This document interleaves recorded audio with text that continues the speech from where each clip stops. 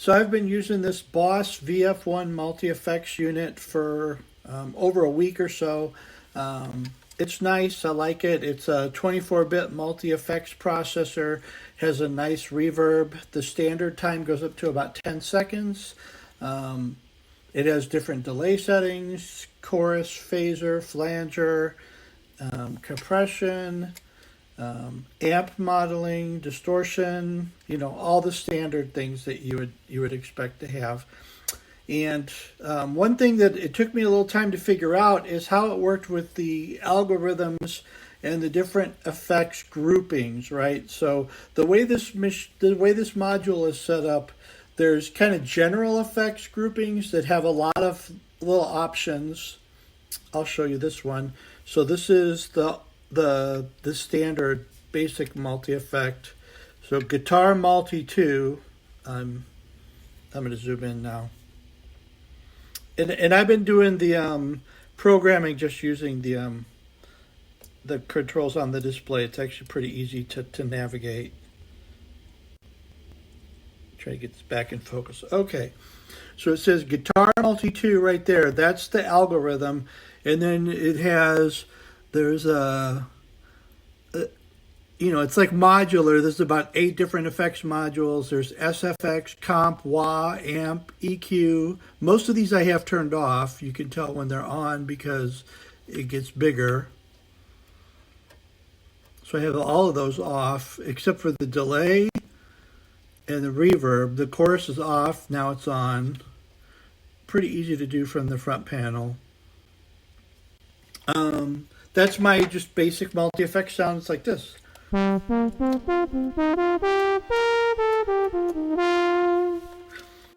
So these algorithms, the general multi-effects ones have all these different categories included in the signal path, and obviously that would probably use up more processor, brain, and so the delay time.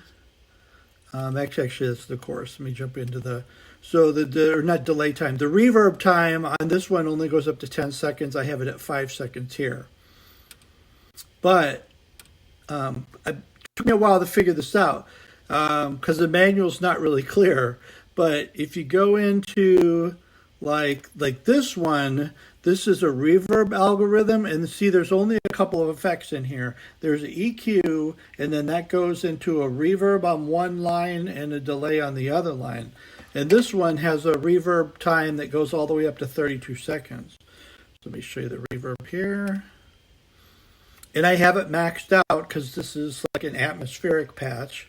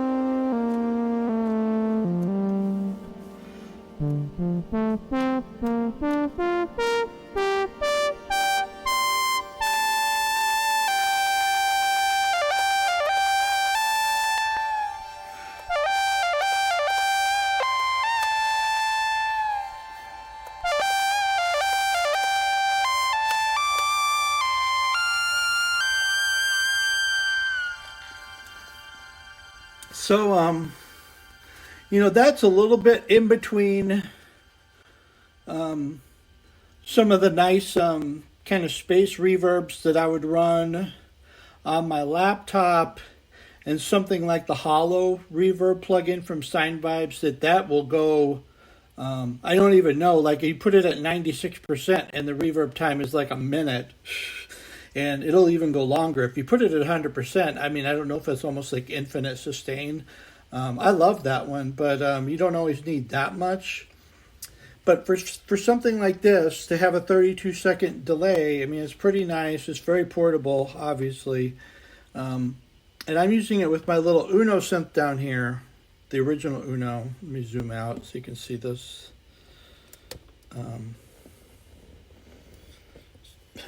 Cords everywhere. So I have the little Uno synth plugged into the unit up there. Oh, what I'm on. Oh, the glide. There we go. And I have a saw lead patch. That's what I was just playing. And it's just going through this box. And nothing else. And then the first patch that I pulled up was kind of my general multi-effects patch.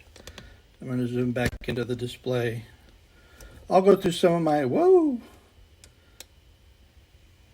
There we go. I'll go through some of my patches. So I'm going to exit this. I'm not going to save the changes, so I'll go back to the first one. And you just use there's a knob. You can't see it because my hand's in the way, but there's a knob. You just turn the knob and it cycles through. So here's the first patch.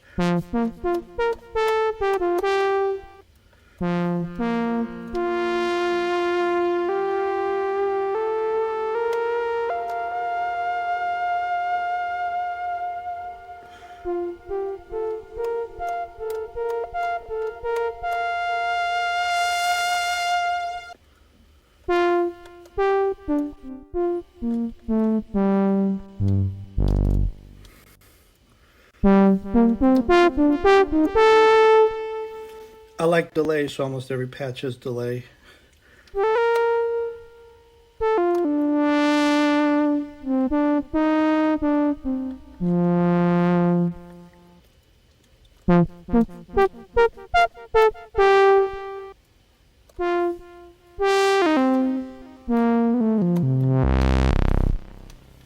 It's similar to the first patch, but it doesn't have some of the additional options.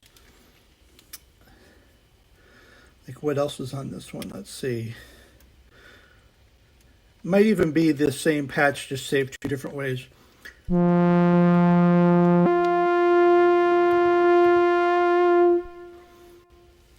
So the nice chorusing, and most of these effects, they all have a lot of settings, which is really nice. So the chorus has stereo or mono, your rate, your depth, pre-delay for the chorus, high cut, and effects level. As opposed to something like my old Zoom pedal, it had the chorus, but it didn't have as many adjustments to it. So where were we at?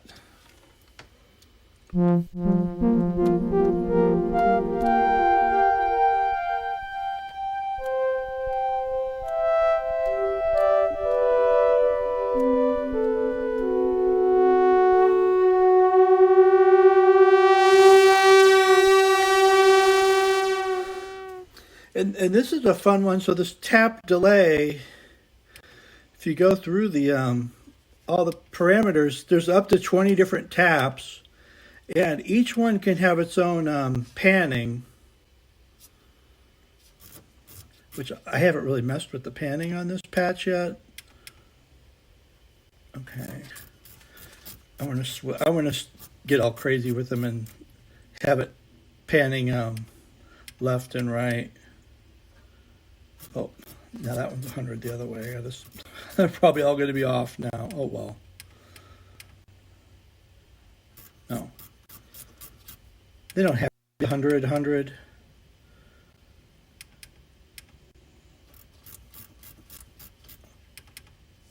Okay, whatever.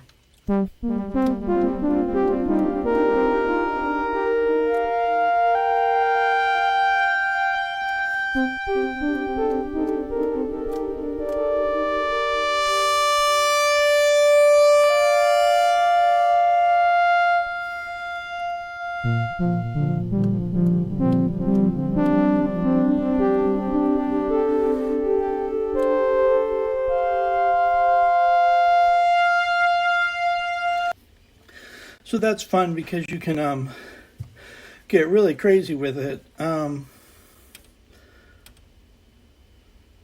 just going to save that the way that I was.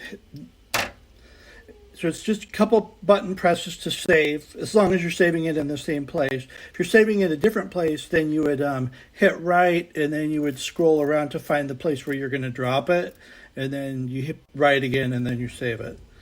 So it's really pretty easy to do the programming. Where was I at? I don't think I did so the drive. I wasn't real happy with the drive. I messed around with it a little bit. I still don't think it's great.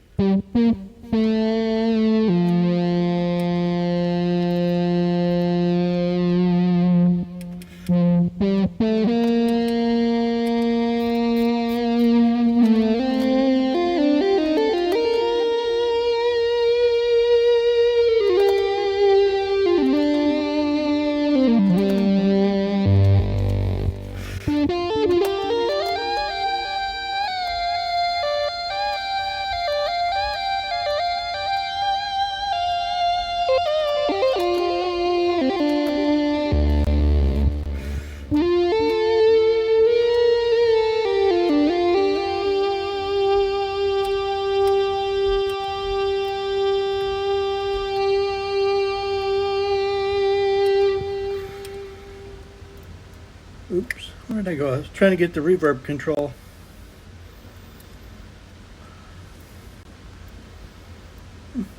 Where's the...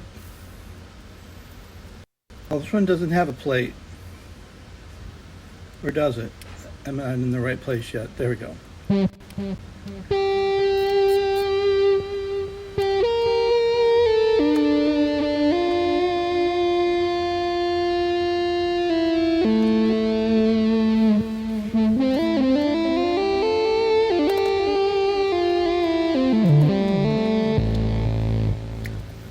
Yeah, I don't like the way that it compresses the low frequency.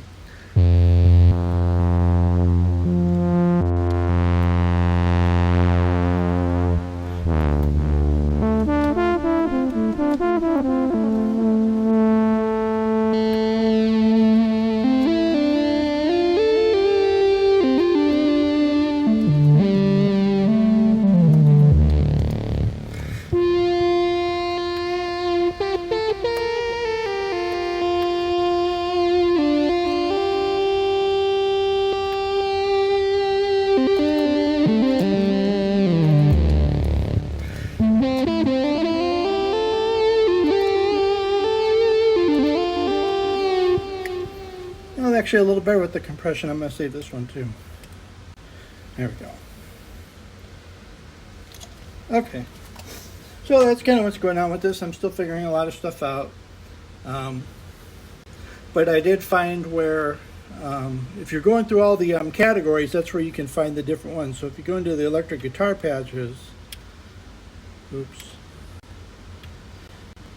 So if you look at this one, that's just like the guitar multi whatever. That's got like all these different categories, and you got a ton of stuff going on. But if you go into the reverb category, take me a second. I'm still figuring out where everything is in the menu here. As soon as you go into the room reverbs, that's where you get into, so it's a simpler signal path. But because it's the simplified signal path, then it puts in a delay and a reverb that can use up more brain power. So this is where you can go into the reverb, and you can customize the room size, and that's like 8 meters. I think it goes up to about 16. Oh, no. Whoa, I'm still going. 32 meters. It had a short reverb time on it, but I'm going to max this thing out to like 32 seconds. Here we go.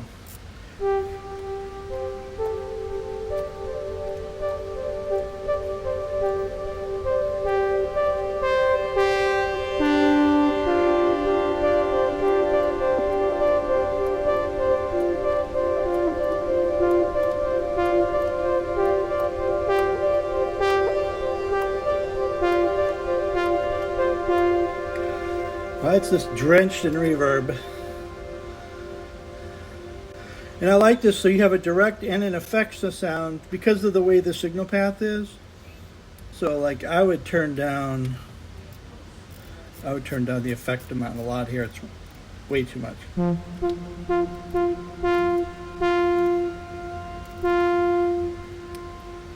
And then that level isn't necessarily as crucial. I think that's helping with the balance between the delay and the...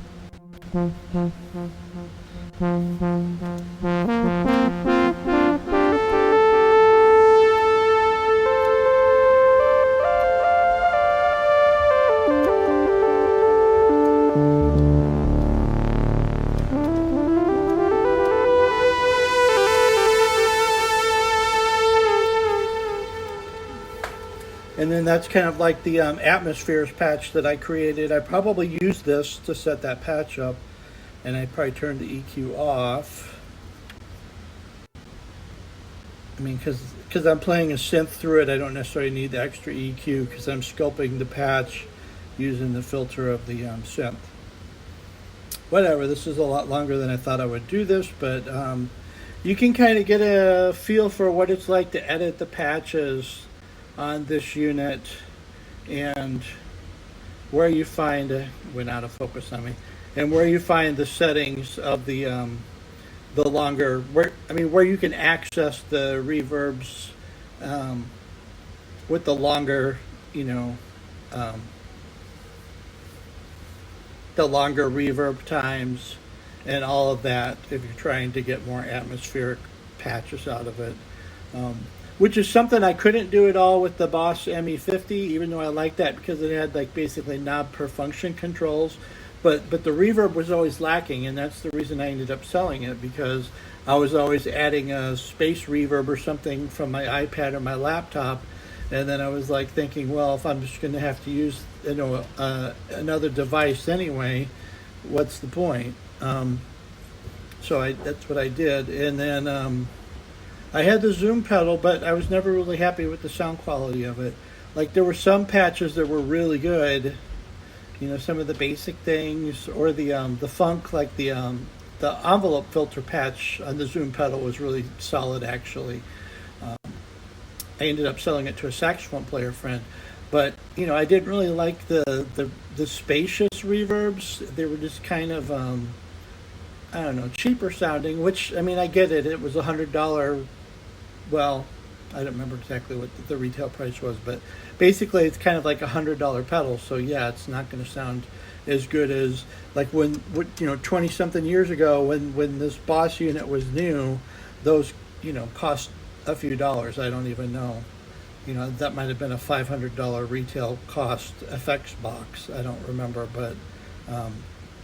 but you can find them on the used market now. I'm going to guess you could find a used one for maybe $100. I actually got this one for $50, which was a steal. And with the 24-bit processor and all the different options. I know I didn't really go through like a phaser patch or a rotary effects patch. I don't actually use those a lot on lead stuff. So if I was playing a keyboard sound, I'm probably using a plug-in that's on my laptop or on my iPad, and then I'm running it through effects that are on those devices. So yeah, I specifically added this to my setup so I could just play the Uno synth through it all the time, and then it's kind of like a dedicated pair, and then that makes it a little easier for routing because the effects are already on the lead or whatever, which is I use the Uno synth for lead and bass sounds basically, and then everything else I'm doing kind of in the box. So as long as I'm still live on there, not live, but as long as I'm still recording the video here. So here's what I was using to navigate through. This just a rotary knob, takes you through all the different patches, and then when you're on a patch, if you hit parameter, then it shows you the map.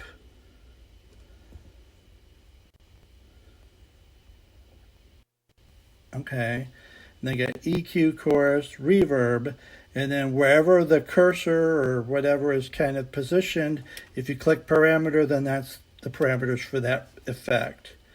And then if you push the button, that's your on and off. So it's actually pretty easy to cycle the individual effects on and off in this. Um, when I first got it, I wasn't sure how easy it would be to use the front panel controls to do changes on the fly as I'm noodling around and playing, but actually it's pretty easy.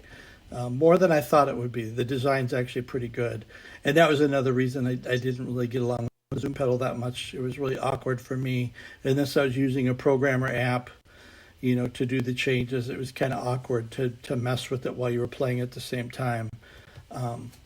But even though this is front panels and menus, it's actually pretty intuitive to move around because you're not really doing that much.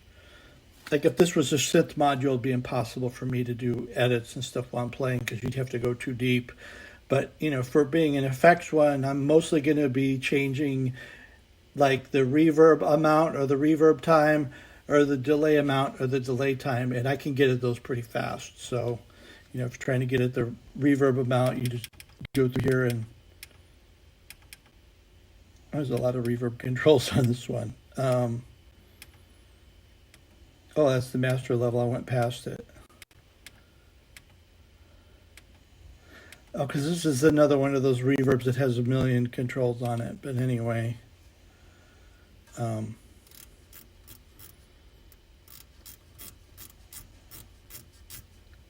where's my...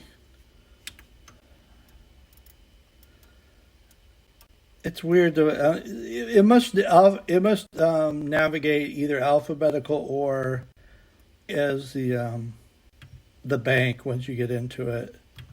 So now I'm in the user bank. But like in the simpler effects, it's pretty fast to get to. Reverb type, reverb time, pre-delay, cut, effects levels on the whatever that was. You can get to it pretty quick. And you can map an expression pedal to different parameters. I haven't figured out how to do that yet, but what I would probably do is, maybe the reverb amount, the effects level for the reverb, put the expression pedal on that, because that's the one thing that I'd probably ride the most when I'm like noodling around, because if I'm doing a atmospheric improvisation, I'll show you what I'm talking about. Let me get out of this patch, go into the second one. So if I was doing an improvisation using this patch, oh, why I have no sound? Oh, because I have my volume turned down on the synth. Okay, so if I was doing an improvisation,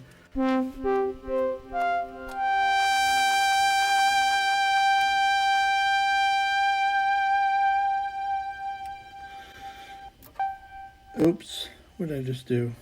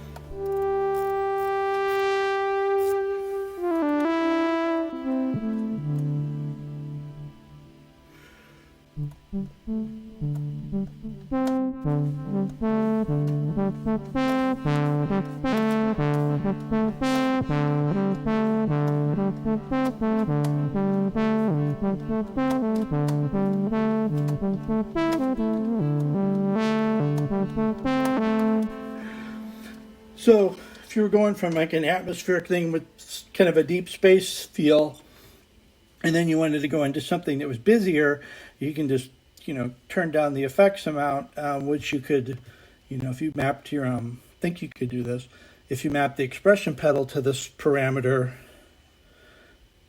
once I figure out how to do that, because by default, the expression pedal is usually mapped to the master level. Where's this at? There it is, foot level.